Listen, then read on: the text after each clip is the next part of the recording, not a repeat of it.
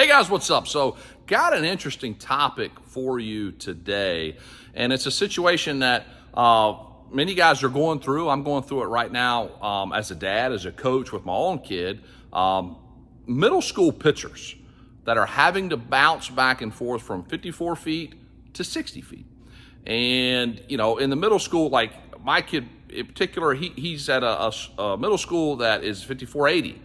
So many of you guys out there, your middle school team is 60-90, so you don't have to really worry about this problem. But the guys who are having to throw at 54 feet, it's kind of how do we prepare these guys, to get ready for their season pitching off 54 feet, but also not going back, I guess backwards, but also preparing them for what's next, getting ready, staying ready and getting ready for 60 feet, come late spring into the summer.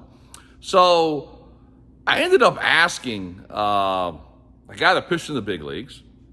I asked a major league pitching coordinator, and I asked a Division I college pitching coach. I wanted to see kind of what was their thoughts, what advice would they give, to a coach, like how do you prepare these guys for this? So it was interesting. All three of the answers were different, which I thought was really cool. So I wanted to share those with you, and then I'll end up telling you kind of like how we settled on and kind of what we're doing, like with my own kid in particular. So I just want to kind of get your minds working here a little bit. So first, the guy that pitched in the big leagues, his advice was stay at 54 feet. Everything's at 54 feet. All your bullpens, all your training, certainly the game is 54 feet. Dominate, have a ton of success, get ready for 60 feet, like once that season starts. I mean, that makes a lot of sense to me. I mean, I could see doing that with no problem. I think that makes a ton of sense. So the big league pitching coordinator was interesting. This was interesting, and I enjoyed talking to him about this and kind of the reasons why. So his advice was throw all your fastballs at 60 feet. Then bring it in at 54 feet and start throwing a lot more of your secondary stuff. Now, obviously you can still throw some secondary stuff from 60 feet, but predominantly all of your fastballs at 60 and then more of your field pitches at 54. I mean, man, that makes a lot of sense too. I could see where like that would work. That should be fine. Now, I also asked a Division I college pitching coach, and he said stay at 60.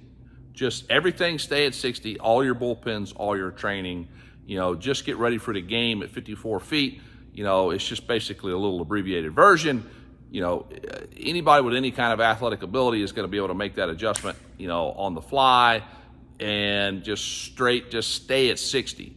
And that'll help you, keep preparing for the 60-90 field late spring, summer, and it's not going to affect you at all in the spring. Man, I see the benefit of that too. So, I don't think there is a right answer. There's certainly not a wrong answer either. I think it's really however you want to do it, but you do have to put some thought into how are we doing this. I think the easy thing would be like the guy that pitched in the big leagues. Man, just stay at 54 feet. 54 feet. So I think that's what most guys probably do. And it's fine. That's perfectly fine. Now, what we've ended up doing last year and then to beginning of this year is we've thrown all our bullpens from 60 feet. Okay.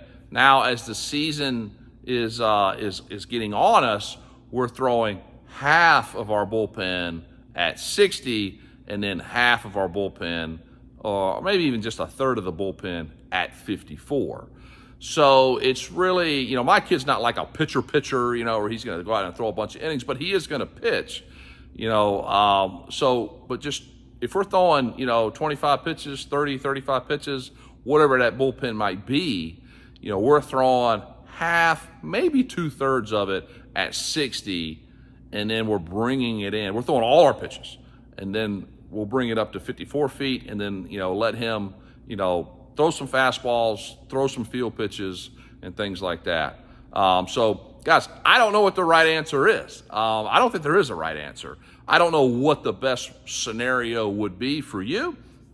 but I think it's something you guys can tinker around with and mess around with. I like the idea of kind of going back and forth like what we've done.